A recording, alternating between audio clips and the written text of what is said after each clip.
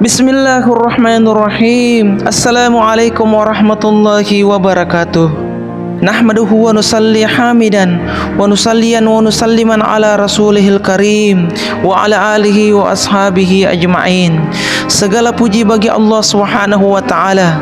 Salawat dan salam yang sempurna semoga dilimpahkan kepada sebaik-baik makhluk yang nurnya menerangi hati manusia dan kedatangannya merupakan rahmat untuk seluruh alam, yaitu baginda Rasulullah sallallahu alaihi wasallam. Di dalam kisah ini telah menceritakan bahwa Ifrit telah berubah menjadi jin yang sangat bijaksana dan penuh dengan kebaikan. Mengapa sampai demikian?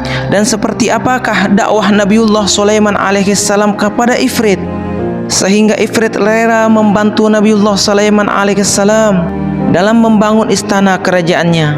Simak video ini hingga selesai agar kita bisa mengambil pelajaran yang baik agar tidak gagal faham.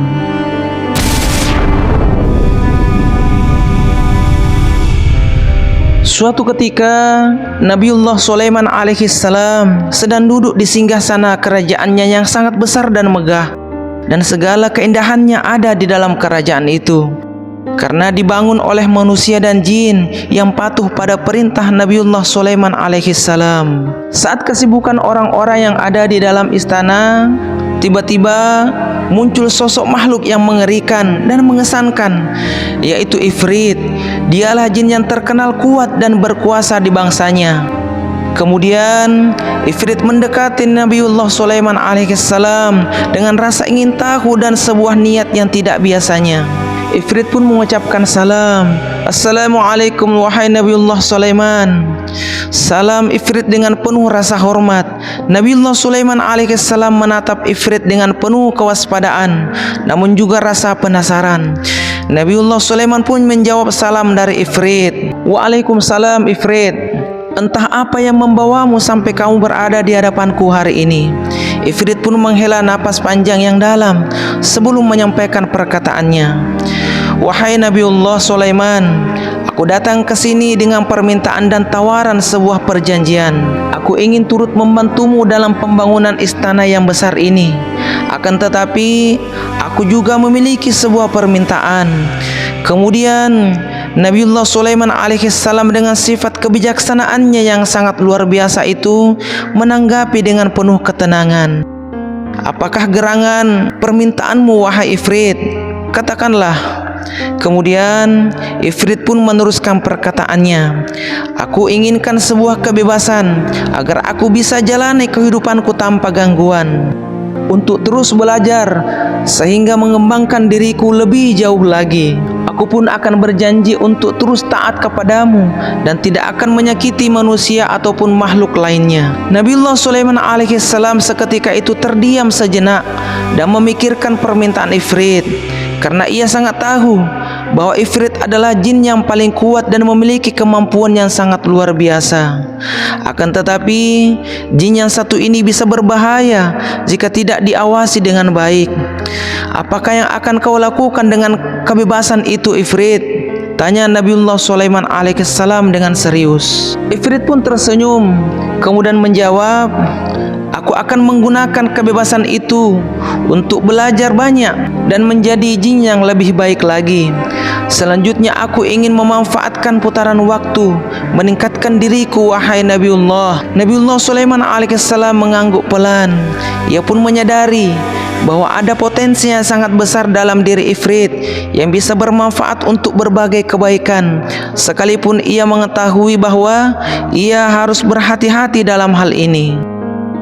Kalau begitu baiklah Ifrit, aku akan memberikanmu sebuah kebebasan yang engkau inginkan. Akan tetapi dengan satu syarat. Nabiullah Sulaiman alaihissalam melanjutkan, kau harus berjanji untuk selalu taat dan tidak menyakiti manusia dan makhluk lainnya. Aku akan memperhatikan dan mengawasimu dengan kemampuan dan kekuatan yang Allah Subhanahu wa ta'ala berikan kepadaku. Jika sekiranya engkau melanggar perjanjian ini, maka kau pun akan kehilangan kebebasanmu untuk selamanya, kata Nabiullah Sulaiman alaihissalam dengan tegas. Kemudian Ifrit pun merenung sejenak dan menyadari bahwa hal ini adalah sebuah kesempatan yang sangat besar untuknya. Ia pun mengangguk dan berkata, "Aku setuju wahai Nabiullah. Aku berjanji untuk memenuhi persyaratanmu ini, dan aku tidak akan melanggar perjanjian ini." Dan pada akhirnya perjanjian pun disepakati oleh mereka. Kemudian Ifrit pun mulai bekerja dengan sungguh-sungguh membantu meneruskan pembangunan istana Nabiullah Sulaiman alaihissalam yang besar dan megah itu. Di setiap hari dan setiap waktu, Ifrit menggunakan kekuatannya untuk menggeser dan mengangkat bebatuan yang besar dan menyusun struktur bangunan yang megah dan indah untuk istana itu. Ia pun banyak belajar dari para pekerja manusia dan bangsa jin lainnya untuk mengembangkan kemampuan dan keterampilan serta meningkatkan kebijaksanaan dirinya. Selama dalam pekerjaannya, Ifrit sering duduk sendiri dan merenung tentang pernyataan dari Nabiullah Sulaiman alaihissalam.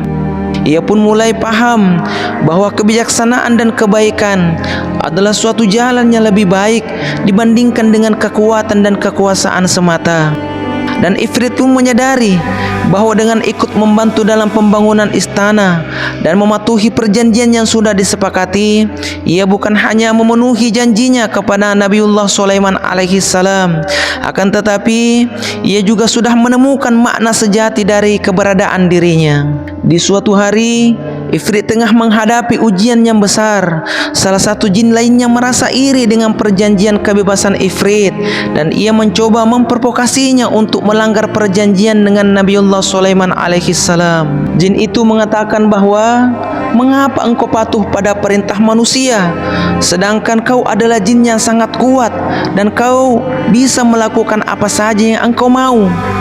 Ifrit yang telah banyak belajar dari Nabiullah Sulaiman alaihissalam memberikan jawaban dengan penuh ketenangan. Kekuatan sejati bukanlah tentang melakukan apa yang kau mau, akan tetapi memiliki kendali atas dirimu sendiri dan terus berbuat kebaikan. Sedangkan aku telah membuat perjanjian dengan Nabiullah Sulaiman alaihissalam dan aku akan mematuhinya.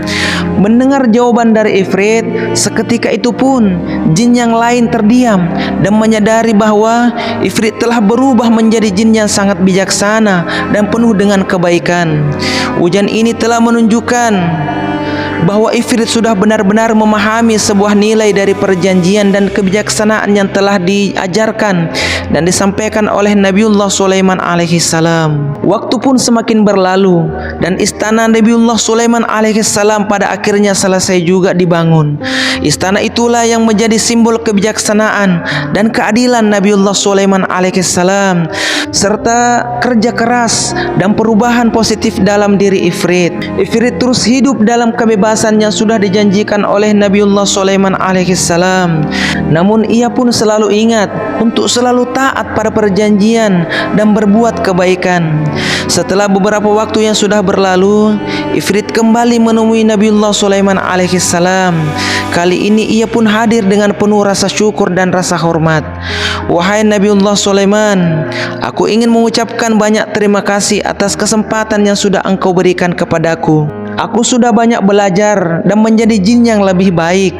Nabiullah Sulaiman alaihissalam pun tersenyum dan berkata, "Wahai Ifrit, aku sangat senang melihat perubahan dalam dirimu. Maka kau ingat selalu bahwa kekuatan sejati hanya ada pada sebuah kebijaksanaan dan kebaikan." Ifrit menganggukkan kepalanya dan berkata, "Aku akan terus mengingat semua nasihatmu wahai Nabiullah, dan terima kasih atas bimbingan dan kepercayaanmu." Apakah hikmah yang bisa kita petik di dalam kisah ini?